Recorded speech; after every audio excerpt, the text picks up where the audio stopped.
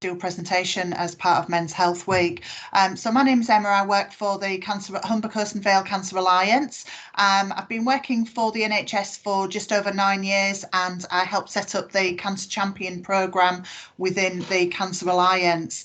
We have been running that for just over 3 years, and during that time we have trained over, or coming up to nearly 3,000 people to be cancer champions and to be aware of the early signs and symptoms of cancer and to promote the screening programmes. So we've done a bit of bespoke session today. So we are looking at some of the main cancers which can affect men. However, obviously there are cancers that do affect both men and women. So just to give you a little bit of my background, so as I say, I've worked for the NHS for around about 9 years. Prior to that, I worked in private industry in a variety of roles, but I am not clinical. Okay, so Zoe and myself are not clinical, and we're not coming at it from a clinician's point of view, but we have been delivering this for quite a while. So if you do have any questions as we're going through, either put them in the chat or please ask as we go through. We will give chance for you to do so. Alternately, if you don't wish to have your question recorded as the session is being recorded, then please private message to Jade and she can ask it on your behalf. So my interest in cancer is that, like many, I've got friends and family who have been through cancer diagnosis, and we've had both good and bad outcomes with those as well. But also myself, I was diagnosed with a malignant brain tumour over 20 years ago now, and I had treatments for that. And just over 2 years ago, touch wood, I was given the all clear and discharged from the care of Castle Hill Hospital up there. So I'll just let Zoe introduce herself and then we can move on with the presentation for you. Thank you. Afternoon, everybody. I'm Zoe Bounds. I'm the project officer working on the Cancer Champion programme. I used to be a special needs teacher, but as I've had 2 cancer diagnoses in my little lifetime, one an ovarian cancer at 17 and then breast cancer 8 years ago at 35. I decided that once I went back to work, I wanted to do something a little bit different and give back to people. Both of my cancers were caught at a late stage 3, and meant that I needed the full complement of treatments in both cases.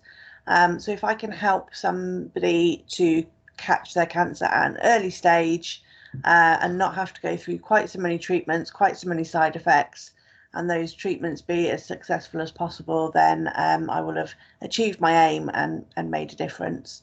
So thank you for joining us today. We're very aware that cancer is a very emotive subject. So if anyone finds today a little bit much, please feel free to sort of stand away for a little while, catch your breath and come back if you want to. But we tried our best to bring a bit of humour and a bit of lightheartedness to this quite serious subject. So I hope you enjoy it. Okay, so we run the Cancer Champion programme. As I say, we've been running that for just over 3 years, and the aims of that programme, we want to help people recognise some of the signs and symptoms of cancer, to be able to give them the courage to present to their GP with those cancer symptoms earlier. Encourage people to take up the cancer screening. This is really important. We're very lucky in the UK that we have 3 screening programmes available for us. We have cervical screening and also breast screening, but the one that the majority of people are unaware of is bowel screening. So we will talk a little bit about today about bowel screening and also the breast screening. But it is really important that anybody who is invited to any of the screening programmes does take part in them. And most importantly as well, we want to help people to feel confident and engage in conversations about cancer. From a personal view, I always remember the first time that my parents sat me down when I was a teenager to tell me that Auntie Pauline had cancer. As if you think about a couple of years ago, the word cancer was not talked about freely. It was one of those taboo words people didn't like to say, they didn't like to talk about, and still some places talk about either cancer or the C word. It is a word that does frighten people. So we want to try and get it into those conversations with friends, family, work colleagues, whoever else you may come across who you want to have those conversations with, want to feel confident that we can have them. As I mentioned, we're not clinical in any way. It is all about real people, talking to real people. And what we're going to tell you today, it really does make a difference. We've got some amazing little stories and anecdotes to tell you and share as we go through, and hopefully you will see what else we've been up to. So Humber Coast and Vale Cancer Alliance, we know what large area that we already cover. So we cover right the way from Whitby, right down the south coast, blimey, down the east coast. I was going on the wrong part of England there. Across the Humber, North East Lincolnshire, North Lincolnshire, round to Gould, York, Harrogate, and back up to Northallerton and across to Whitby. It's such a wide-ranging area that we cover, isn't it? We've got some really big areas of rurality, and we've got some really large urban areas as well. But the Cancer Alliance brings together a variety of organisations who commission and provide cancer care services to our area. We want to help improve early diagnosis, and we're doing that in a number of different ways. The Cancer Champion programme is just one of them. It's getting start to talk about it. That's always a really great start. Survival and quality of life is really important, and as is patient experience. We want anybody who comes into the health service and come into contact with anybody to have the best experience that they possibly can. So the Cancer Alliance's vision is achieving world-class cancer outcomes for our communities. Couple of little facts for you. So our geography there is around about 1,700 square miles with about 1.9 million population. There are approximately 218 people diagnosed with cancer every week. That is across the full area, not just within your local area. Now, these figures do come from the Yorkshire Cancer Research reports, so it is done externally to the NHS, but they do have all of the figures available. From those, the number that people that will lose their life is around about 95 every week. Again, think of that full population, not just your local area.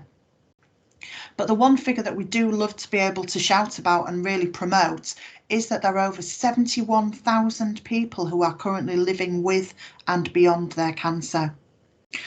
From the Yorkshire Cancer Research report from 2020, that was around about 55,000 people.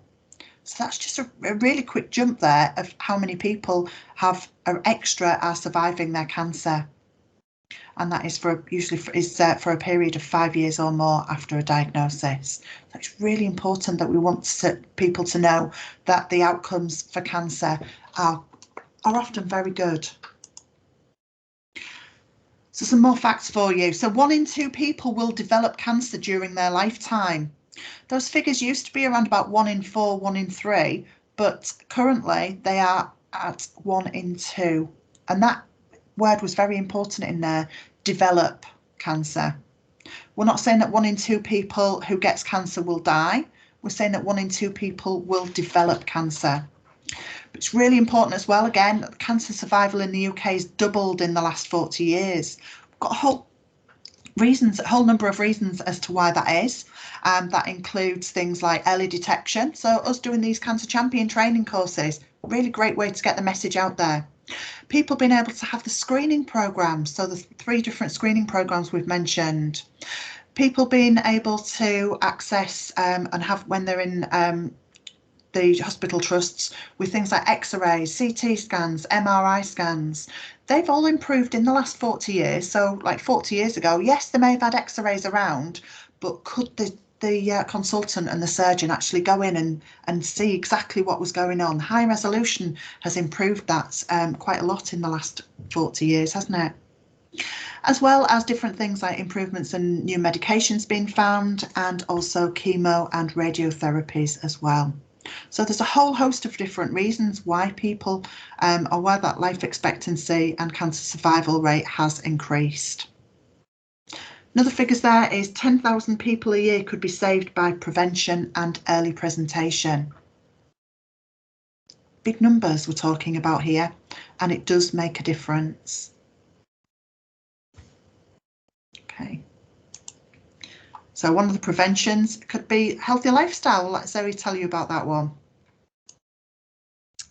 Thanks, Emma. So when thinking about cancer, we like to think about what the risks are and how to limit those risks.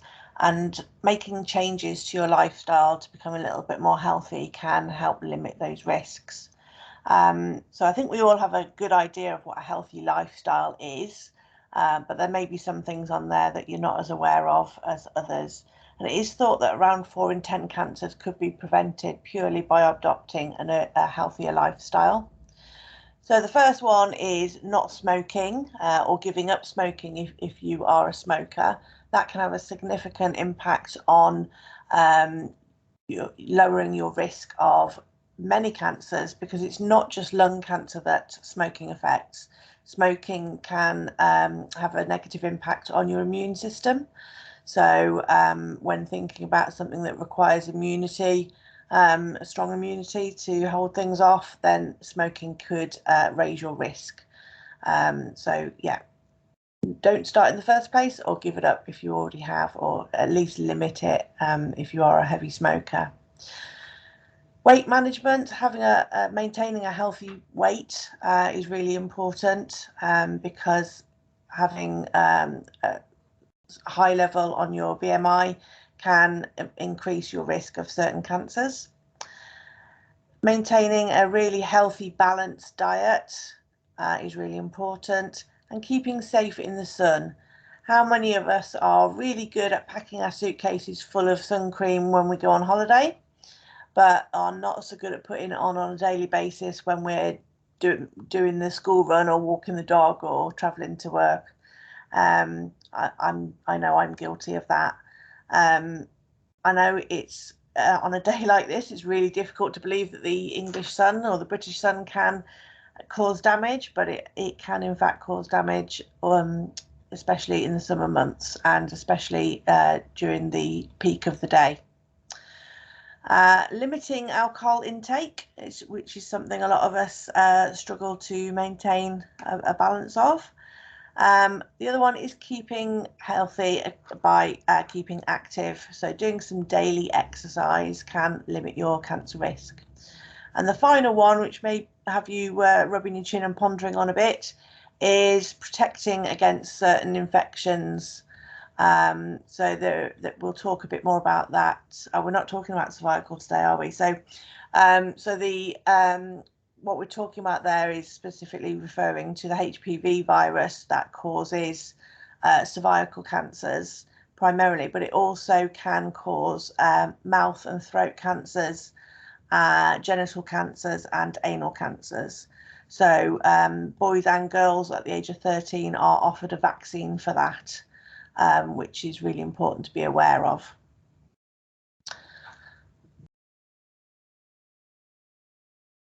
So here's a question for you, and this is the point at which you can unmute your microphones if you want, or you can answer in the chat. What are the 4 most common cancers in the UK, do you think? There are no prizes today, but you will get a metaphorical tick and a star if you get them right. So we've got lung from Jade, breast from Rachel,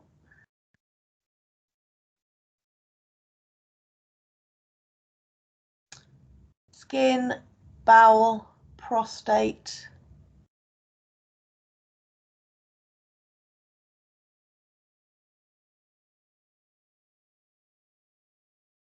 bowel and breast. Yep, we have actually got all 4 of them there, so well done, ticking a star to all of you. So breast cancer, bowel cancer, lung cancer and prostate cancer, often referred to as the big 4. And that's because these 4 cancers are responsible for over 52% of all cancer diagnoses each year. So they are the big 4. Today we're going to cover in this session breast cancer and the screening programme, bowel cancer and the screening programme, lung cancer, prostate cancer and testicular cancer. So skin cancer does actually come in at number 5. So you've got the top 5 there, so I'm very impressed. Well done. So before we start talking about specific cancer sites, we want to talk about getting to know your body in a meaningful and mindful way. So knowing what's normal for you means that you would spot a change at the earliest possible opportunity and be able to get it checked out at an early opportunity, which means the chances of successful treatments are significantly increased and the chances of lots of side effects being reduced. Emma, what have you done to the presentation? I didn't do anything. Well, everything's disappeared. I'll take control and I'll change the sheet. There you go. Okay. Well, thank you. Sorry about that. So if you can get to know what is normal for your body, you'll be able to spot something that changes and becomes persistent. Now, by persistent, we mean it's there for around 3 weeks or more. Something like a cough, well demonstrated, Emma, an ulcer, a sore that doesn't heal, pain or bloating. So obviously, if you notice something really quickly and you then have to wait to see if it's still there 3 weeks later, that means that that's quite a bit of time has gone on. But if you haven't noticed that change because you're not comfortable with your body, you don't know what's going on with your body, that could mean there's more of a delay in getting that checked out. So any symptoms that have happened or changes that have happened that are unexplained, such as the size, shape or colour of a mole, change to your nipple direction or texture, the skin or shape of your breast or chest, appetite changes or toileting habits, get them checked out. And then anything that changes that becomes unusual for you. And we're not all the same, we're all unique. Everything goes in the different directions, different shapes and sizes for everybody. So if something becomes unusual for you, such as difficulty swallowing or needing to go to the toilet more often, or any unintentional weight loss or weight gain, then please do go to your GP and be persistent and get it checked out.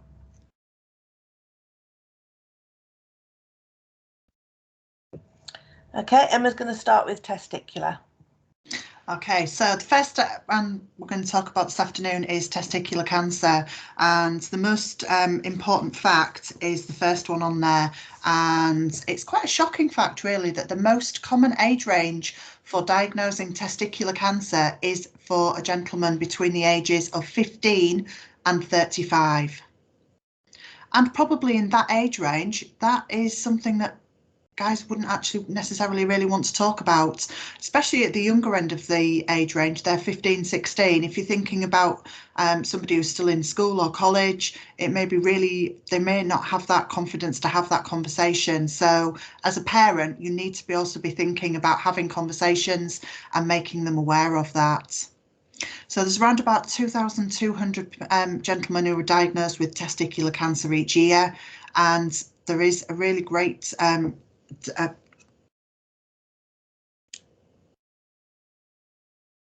sorry, my words have gone today. There's a really good chance of getting over that and getting through that. So 95% are still alive after that 5-year period. Some cancers do have that familial line. So if there is a close family relative a male close family relative who's had testicular cancer, then there may be more chance of somebody else getting it as well. So most testicular lumps are not cancerous, but they still need to be checked with a doctor.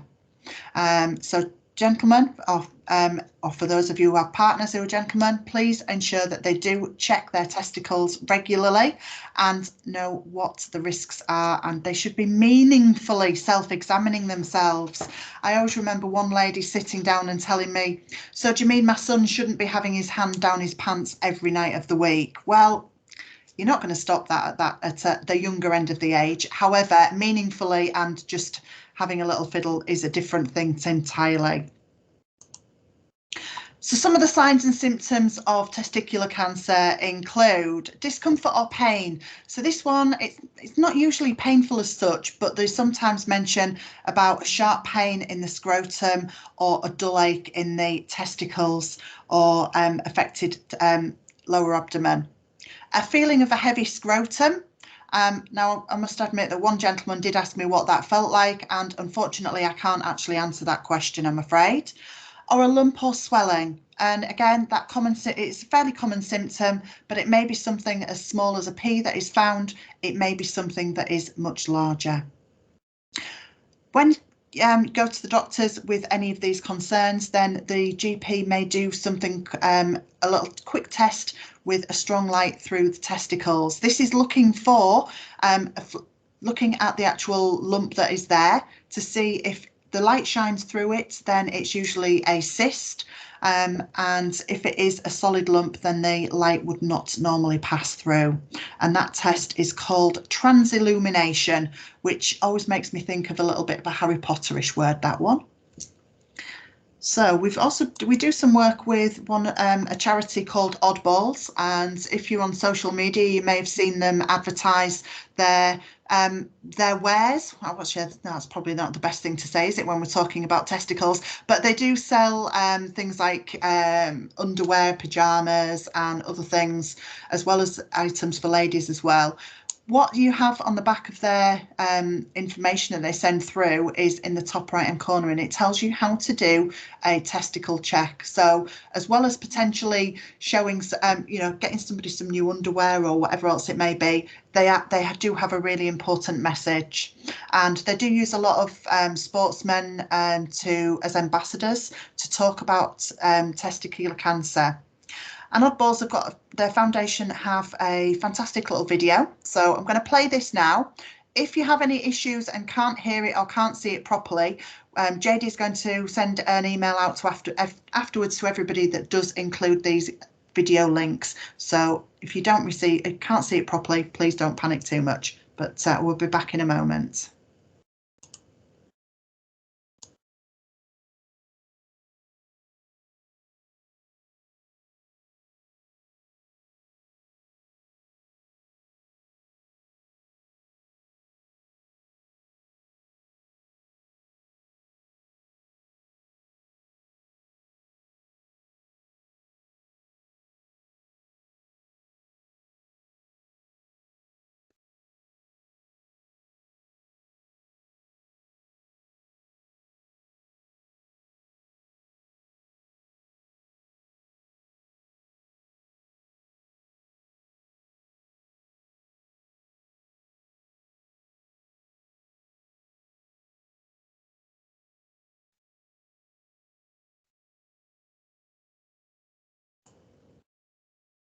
Fantastic little video. It does what it says on the tin. It tells you how to check yourself. Really important. So when we send out that video and share it with you, please do share it with those who are within your work group or within your family or friendship groups who are of that age and need to be knowing how to do a mindful testicle check. Okay, any questions with regards to testicular cancer at all?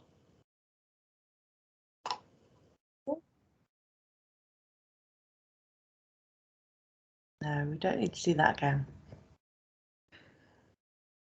It's really persistent, isn't it? Sorry about that. Bear with Zoe, somebody's typing a question. Okay. Oh, it came up typing. I'm putting you on the spot there, James. I apologise.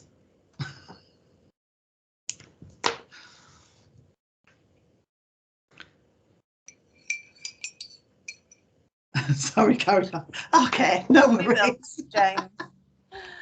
So moving not too far away, we're now going to talk about the prostate and prostate cancer. So anyone born with a prostate can develop prostate cancer. So it's not something that's removed as part of a transgender process. So it is possible that in the future there may be some females that are diagnosed with prostate cancer. It's important for those people to be still aware of the risk in their family, which will help them determine their risk. So 1 in 8 men will be diagnosed with prostate cancer in their lifetime, and it's far more prevalent in the black men. So 1 in 4 black men will be diagnosed at some point in their lifetime. It's very low risk in those under the age of 50, but it does significantly increase after that age. And that's because it's not just women that go through hormonal changes, as I'm sure most men are aware now. Around that age, there are hormonal changes for men too. And that can result in the prostate becoming enlarged, but it also increases the chances of a prostate cancer. And again, there's that familial line that you're twice more likely to get prostate cancer if your father or your brother have previously been diagnosed. So it's something to be aware of. So we've got a diagram there of the male reproductive system. Can anyone identify which of those is the prostate? Is it number 1, 2, 3, 4, 5, or 6? Pop it in the chat. James says 2. Does anyone disagree with James? David says 5. Paul says 2. David's having a change of heart. Cecilia agrees at 2. Yeah, you are quite right. Number 2 is the prostate gland. And the reason that we're showing you that is that the position of the prostate gland is really important in understanding the symptoms. So as you can see, it sits right underneath the bladder and the urethra travels right through the middle of it. So an enlarged prostate or a prostate that becomes cancer, which will then enlarge, will impact on the space inside the bladder and the ability of the urethra to channel urine through it. So keep that picture in mind when we talk about the signs and symptoms, which are all around urine. So what you're looking out for is difficulty or pain in passing urine, frequent visits to the toilet, especially at night time. So that symptom does indicate that quite often it's someone's partner that is more aware of the change than the person itself themselves. You know, are you keeping your partner suddenly being kept awake by you going to the toilet 3 or 4 times a night? That could be an indication that something needs to be checked out. So dribbling urine, having to rush to the toilet to pass urine quickly, starting and stopping whilst urinating, and then the feeling of not having emptied the bladder fully. So they're all around the urine issue, and the symptoms will unfortunately be the same for a prostate enlargement, which is harmless, as it is for prostate cancer. So any gentleman that is experiencing these symptoms needs to go and get it checked out by their GP. And what will happen at the GP is the GP will have a discussion with you about whether you want to have a PSA test. So it may be that you'll have the dreaded finger up the botty examination, which every man dreads. And some men, like my dad, deal with humour by insisting that if a doctor's going to do that to them, he's going to take them out for a meal first. So he took along a little picnic to have with his doctor before they did it. Not everyone wants to do that though. So yeah, that will only indicate whether the prostate is enlarged. Won't necessarily tell you whether it's cancer or whether it's just an enlarged prostate. So then you may want to go on to have a PSA test. So the PSA tests aren't 100% foolproof. They have been known to give positive, false positives and false negatives. But they will show if your PSA is raised or not, which then gives a likelihood of there being a cancer issue. It's not a test that is good enough to be used as a screening mechanism. So that's why we don't currently have screening for prostate cancer. So yeah, that won't be given automatically. It will happen as a result of a conversation that you have with your GP. And that is in the form of a blood test. So it's quite harmless. Do I think more work needs to be done to educate healthcare professionals to ensure people are still able to access screening programs and still called up for following transition? Yeah, I think there was another question prior to that, Zoe. Was that okay? I'll do this one first.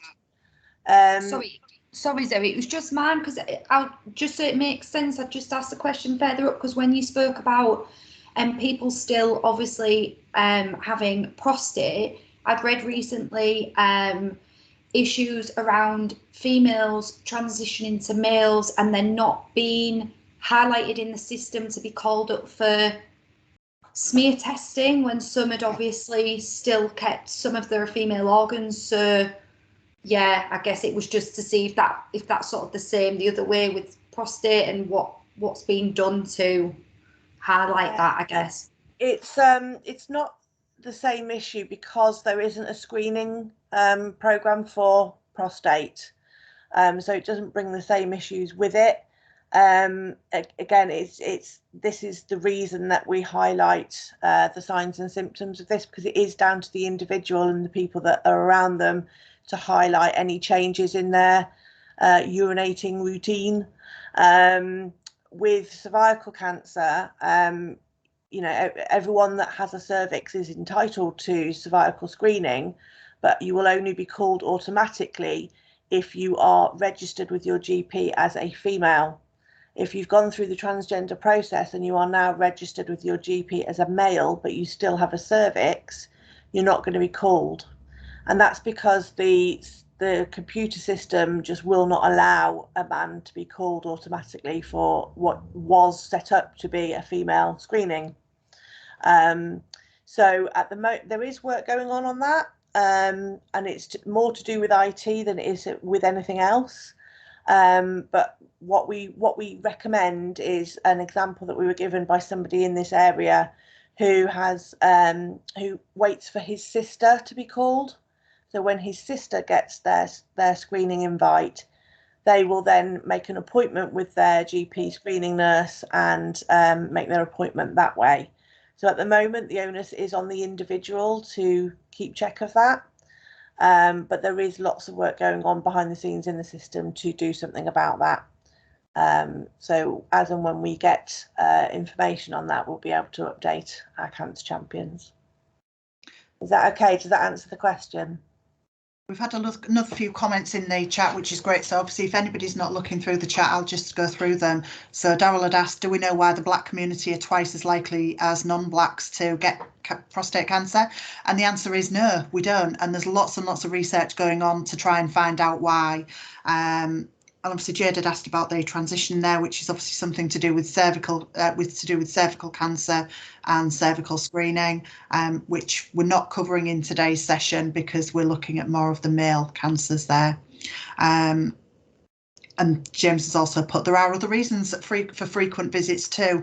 Yeah, and also, you know, it could be just a work colleague who notices as well. I was talking to one of the local policemen yesterday, and he was saying about somebody who he knew about who was working as a nurse, a male working as a nurse in A&E, and one of the consultants noticed that they were going quite regularly, and they prompted them to go and get tested, and they were found to have prostate cancer. So, you know, there's lots and lots of different ways of finding things out and being prompted to go and get things checked. James has also checked, are we near getting another screening test for the prostate? No. Is the simple answer.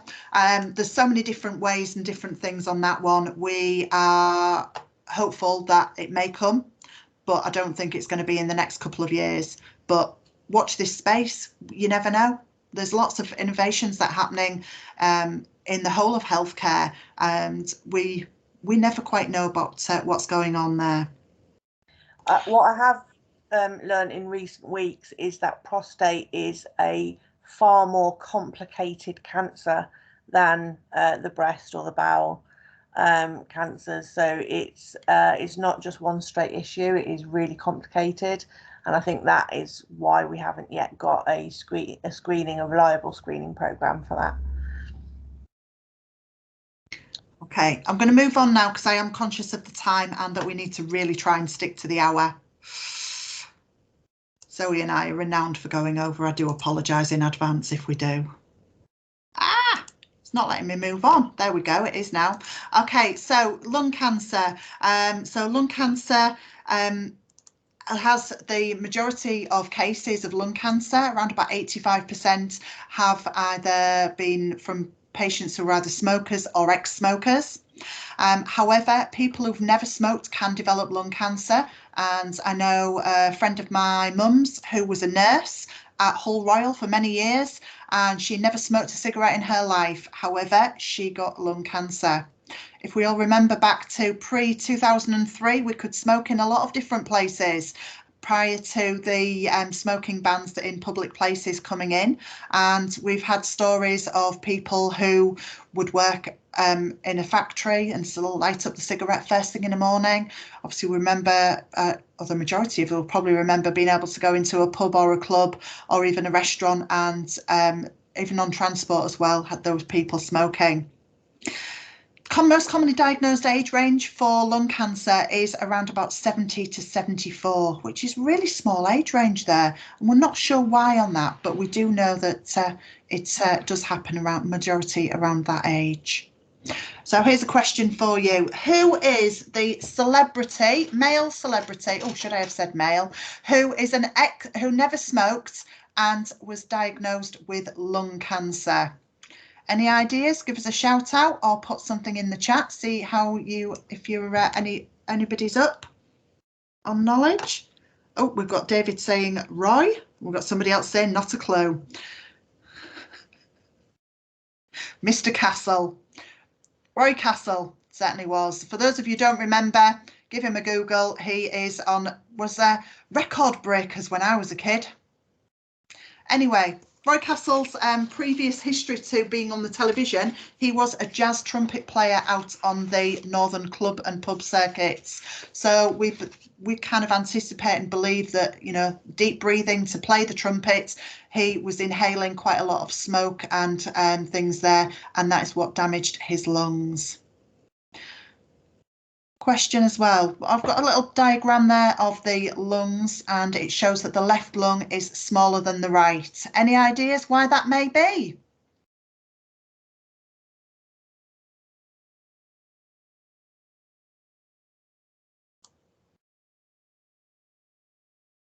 I was going to say it's all gone quiet. No, it's nothing to do with COPD.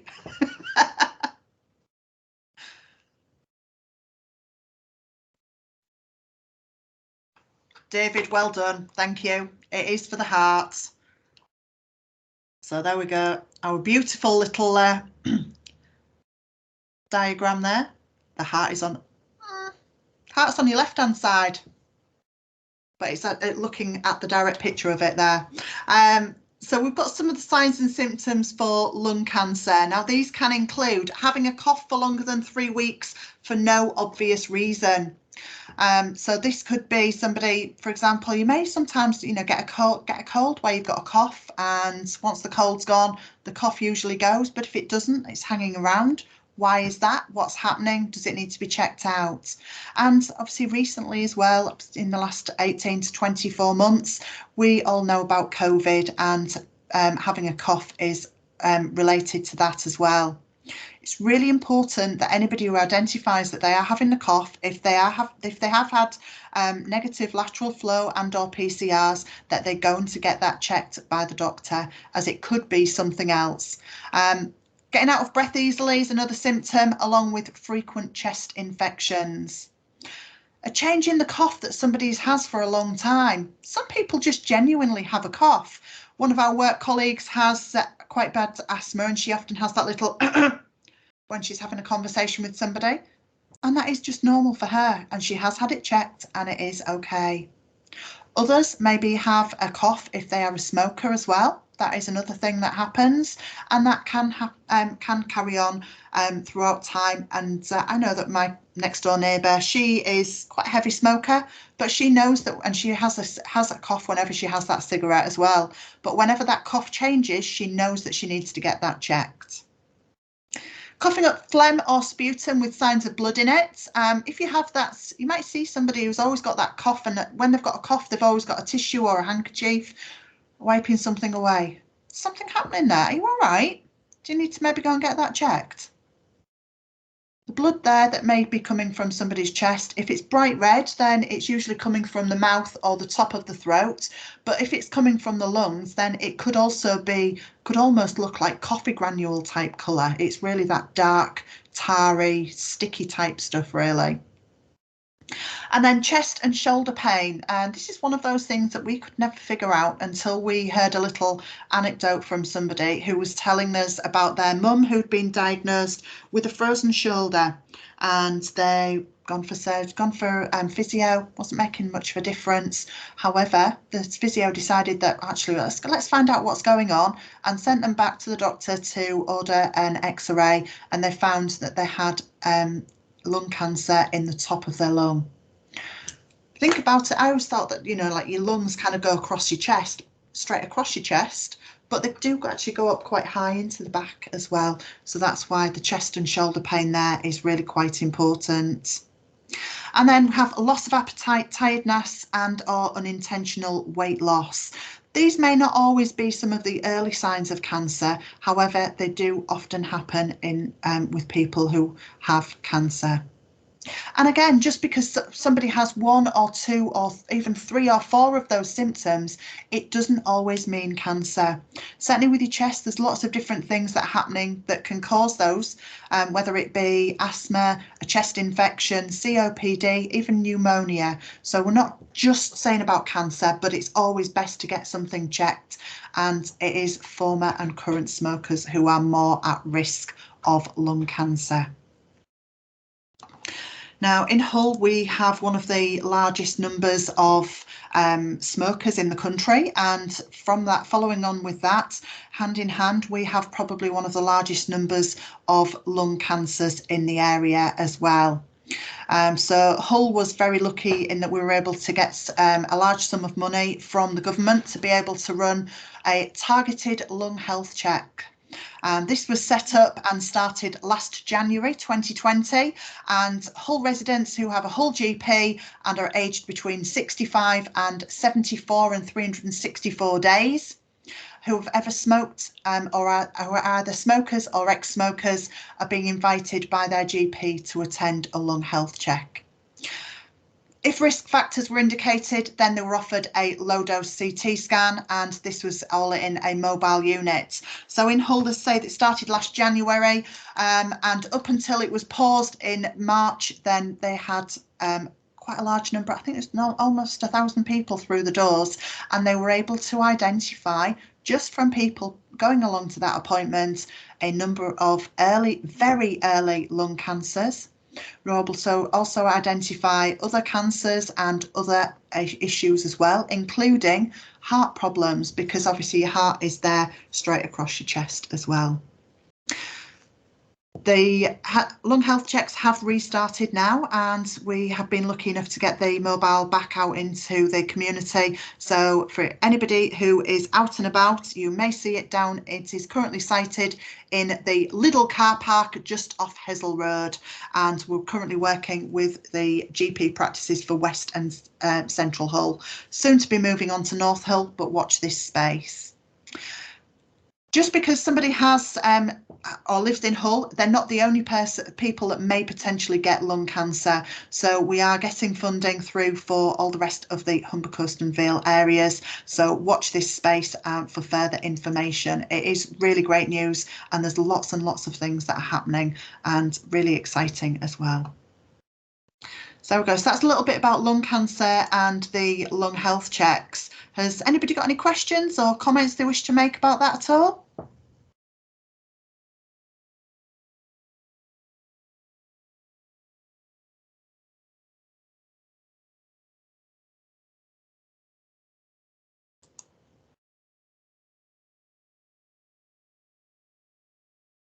Sorry, I can see a couple of people are typing, so we're not ignoring you intentionally.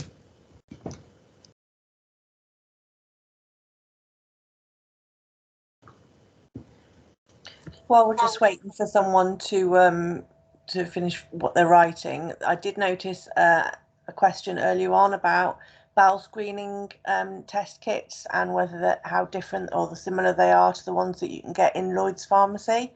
I don't know the answer to that question, but I will find out and make sure that we get the answer to Jade to get out to you, if that's okay.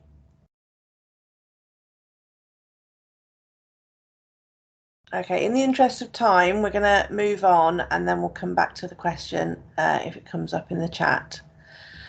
So we're going to talk a little bit about bowel screening.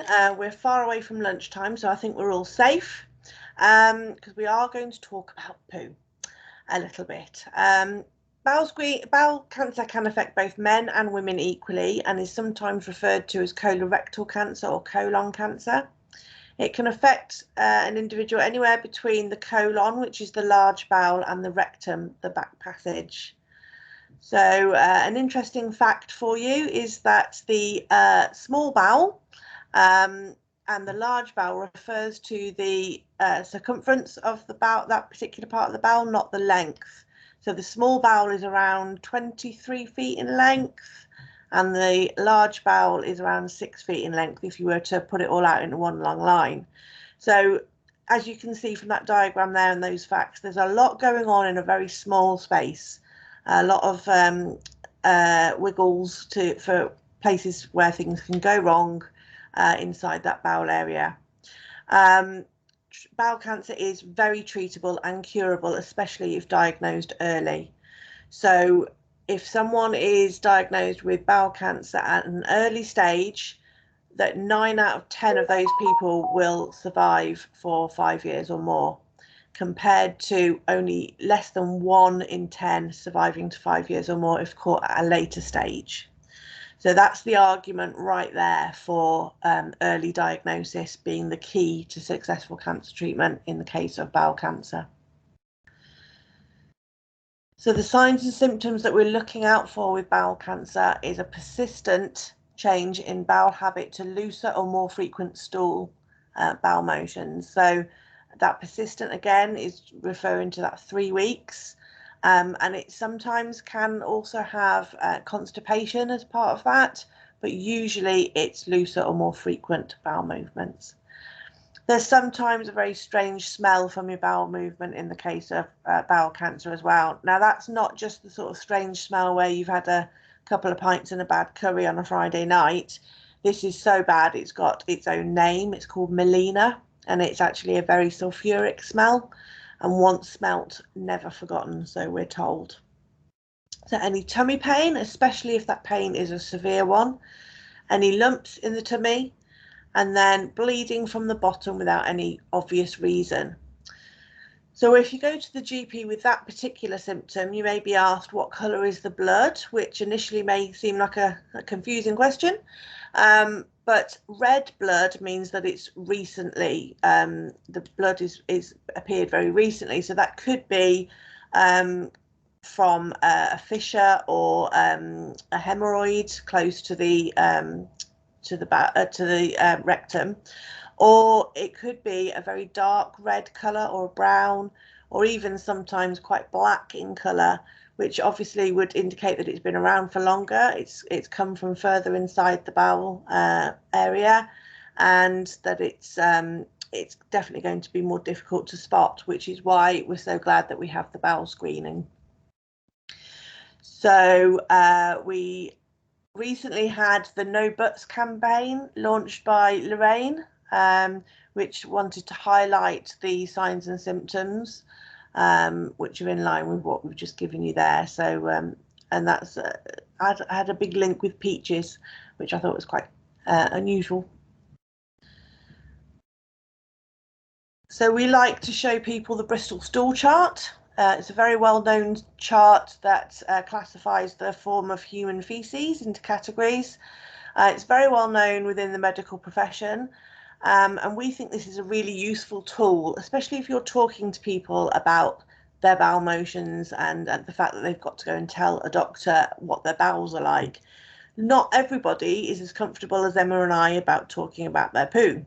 So if they're not used to using language like that or talking about something so that they're not used to talking about, then this can be really handy, because it's a lot easier to go to a doctor and say, I used to be a type 2 and now I'm a type 7, than it is to go and use that descriptive language. So that can be really handy. Now, I do know people that have got this on the back of their toilet door, because everyone loves a bit of toilet time reading.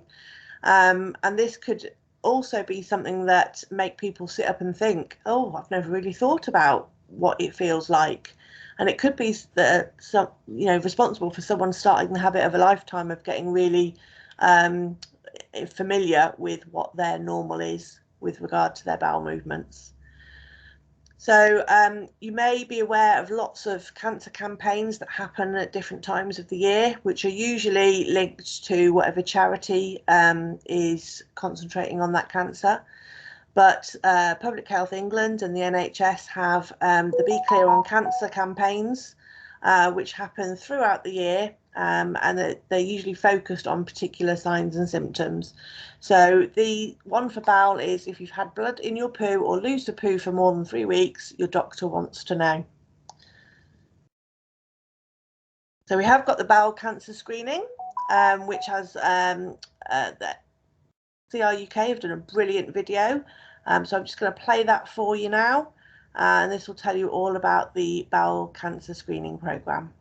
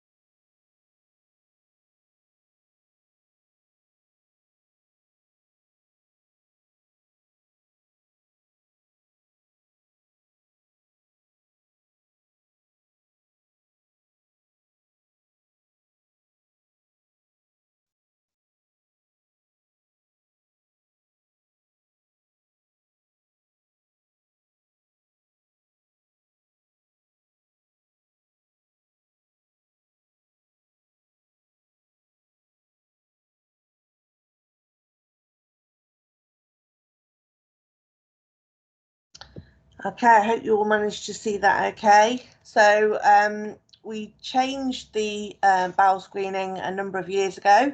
The old one used to look like that and required you to have 3 separate samples of 3 different stools. And that could be, if you're an every other day kind of person, that could be lying around your bathroom for up to a week. So it wasn't very well liked. So this new one is 1 sample only. It's far more reliable. It looks for human blood rather than any blood. So if you've had a juicy rare steak or a haggis the night before, you're not going to get a false positive with this one. But what I would say is make sure that you follow the instructions, because we have had some quite hilarious and equally disgusting stories of how people have misused these because they haven't read the instructions properly. So the bowel screening aims to detect bowel cancer at an early stage when the treatments are likely to be more effective. People need to be registered with their GP with their correct address to get this test. So it will be sent automatically out in the post to people every 2 years. It used to be from the ages of 60 up to 74, with the over 75s being able to request a kit.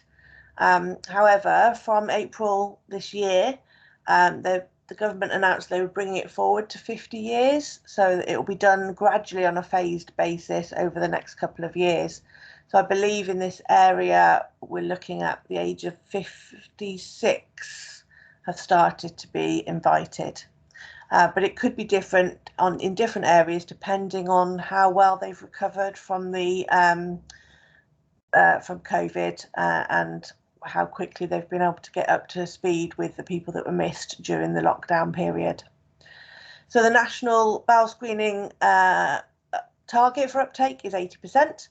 And actually we are operating at around 65%, which is a little bit higher than the national average, which is great, but that's still a lot of people that aren't taking up this screening. So if people you speak to haven't had it, then perhaps first they should check that they've got a registered GP and they've got the correct address, that they know what they're looking for. We do actually know of somebody in our area that threw it away because they didn't think it was for them, and then ironically was diagnosed with later stage bowel cancer a couple of months later, which was really unfortunate.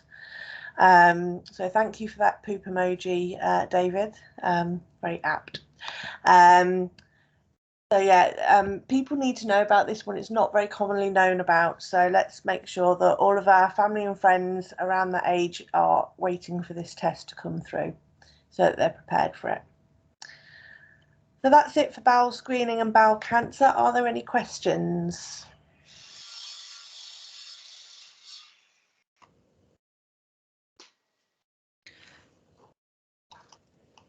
Rachel, have you got a question?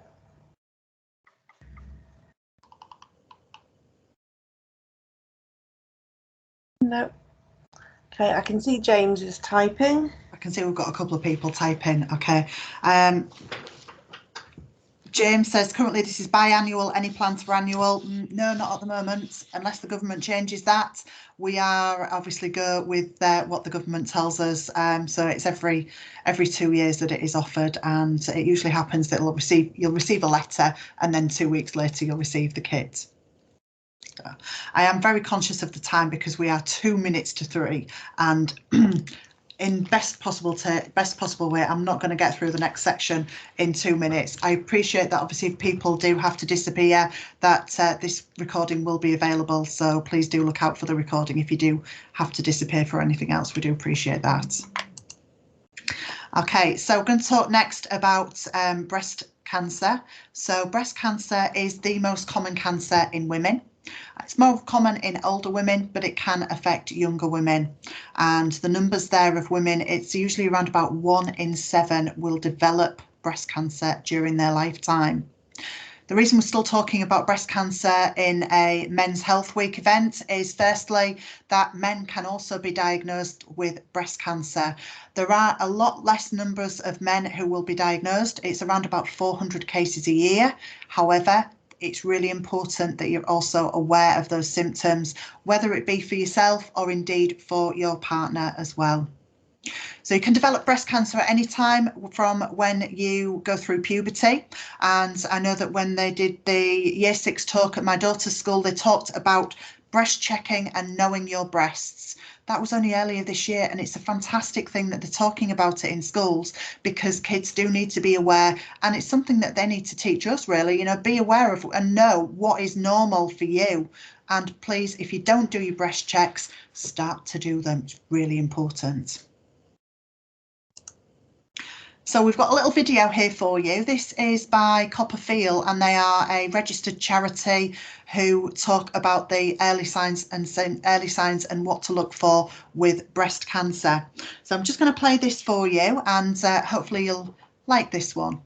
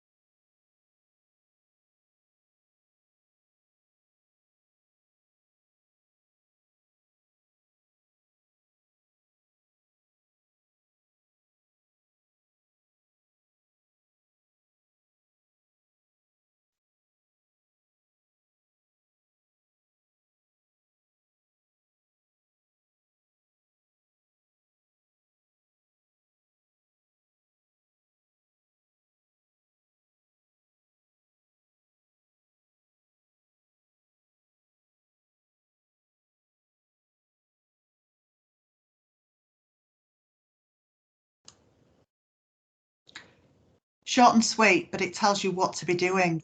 Oh, there we go. It likes to play these videos again and again. So some of those signs and symptoms that we need to be talking about and being aware of: discomfort or pain, nipple discharge, rash, red areas that don't heal, a change in nipple position or pointing in a different direction. Sometimes that comes just because we are getting a little bit older and gravity takes ahead. But just be aware and know what is normal for you. Any lumps or thickening or bumpy areas, and also any axilla lumps which are lumps under the armpits, and this is often where you will find the lymph nodes. Any changes in appearance with a puckered or dimpled skin, that's often referred to as an orange peel skin as well. So it says on there that whilst breast cancer in men is relatively uncommon, if you're concerned about any changes to your pecs or chest area, you should always visit the GP, especially if it's a lump, or indeed if you also have a history of breast cancer, whether it be in males or females in close members of your family. Being breast aware is really important, and getting to know your own body and know what is normal for you. I'm not going to put anybody on the spot, but I do hope that we all do regular breast checks. Copperfield also have a text reminder service, because we all have busy lives and we kind of forget these things. We all have good intentions that I will do this, I'm going to make sure that I check my breasts every month, or I'm going to do this, I'm going to make sure that I remember to watch something on telly in a couple of weeks. We've got busy lives, we can never remember these things. So Copperfield have a text reminder service, and in the email that Jade will send through, then there is details as to the link on there, and if you click on the link, then you put in your mobile number and it will show you, they will then send you the reminders through. So just to give you, they send through a nice little ditty each month. So on the 1st of November I received, remember, check your chest in November, and all the other months come to think of it. Forgotten how to, if in doubt, and then a link to their website to show you how to do it. Really important that we all know what is normal, and when that will help us to be able to identify if anything does change. Talking about how to check, so if we don't know how to do it, one of the best ways to do it is kind of like a rolling motion, and if you start towards the centre of your breast and go all the way around your breast, right up to the shoulder bone, and also under your arm as well. We're looking in these particular places for where your lymph nodes are and where they are, where they may change, and that may be where you feel a lump. If you have any concerns or questions about how to do a check, please ask us. We can always help. We have lots of different videos and aids available that we can share with you. Another charity that we work with is called Know Your Lemons, and they have produced a fantastic pictorial idea as to what breast cancer can look and feel like. Now, this is not rude in any way, shape or form, because it is a box full of lemons, egg box full of lemons, but it's showing the pictures of what it may look like, and this is really important to be aware. When I first started these sessions, I was doing a session in Hull City Centre at the CCG office, and there was a lady there from Humberside Police, and I handed that around as a handout, laminated copy, and she had a look at that and thought, actually, that looks a little bit like my nipple on there. So she went to the doctors on the Monday morning, and within 2 weeks she was diagnosed with having breast cancer. It's really important we do know what to look for, and that's in both males and females, and what to look for in your partners as well. Again, be aware and help yourselves as well. We've mentioned about the screening programme. We're very lucky to have that here in the UK, and ladies are invited between the ages of 50 and 70, and that's every 3 years. They're invited for a mammogram, which is the specific name of the X-ray carried out on the breast, and the X-ray is looking for any small changes that are often too small to be felt, and it really, really does help to identify breast cancer at an early stage.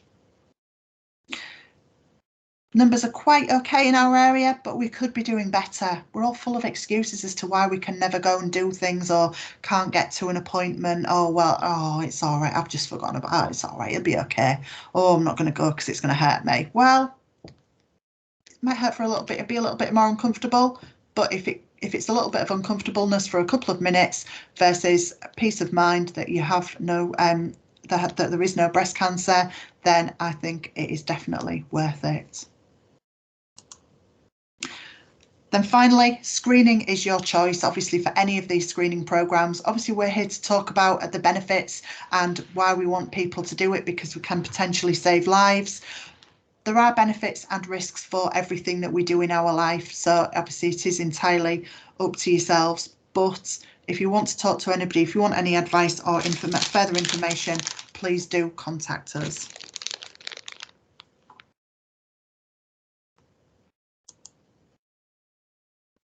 Zoe? I'm just having trouble taking control. Don't you just love technology? So if you are noticing anything unusual, you need to monitor that for a few weeks, and then please do make sure you contact your GP at the earliest possible. We all know that it's difficult to get into a GP surgery right now, but doctors are offering telephone triage so that they can decide who needs to be seen and who can be treated with distance. So please don't assume that your only appointment will be with a GP via the telephone. The GP will make that decision. But it is not a waste of time to get peace of mind. So if you notice any symptoms, please do get in touch with your GP. You're not wasting their time at all. We'd love you to stay in touch with us. We have a website which is full of information, and then we also have a Facebook page and a Twitter page where you can follow us, and then you'll see our messages that we put out daily. And you can, with a quick click, you can send those messages to all of your followers and spread those messages far and wide. That's by far the easiest way to get our messages out there. So we'd really appreciate it if you could help us with that. We will, the handles are below the images there, but we will send those to Jade to pass on to you. And it just remains to say thank you so much for listening today and coming along and hearing our messages. If you want to find out any more, you can go to that website address just there and look at the Cancer Champion page. If you'd like to do our full training course and become a fully fledged Cancer Champion with a certificate and a badge, then you're more than welcome to sign up to one of our online sessions. Just remember that in health there are no silly questions, so if in doubt, please ask. We are at the end of our email address and always willing to answer any questions you have. Please remember your own limitations. We don't want something like this to get you down and sort of be part of the heaviness on your shoulders. Please seek advice and support as necessary when dealing with any issues around cancer. We're always there for you if you need us. And please, please, please look after yourselves and enjoy the rest of your afternoon, everybody. So there are a few questions that we haven't yet answered. So we'll have a read of those later on and get those answers to you very shortly.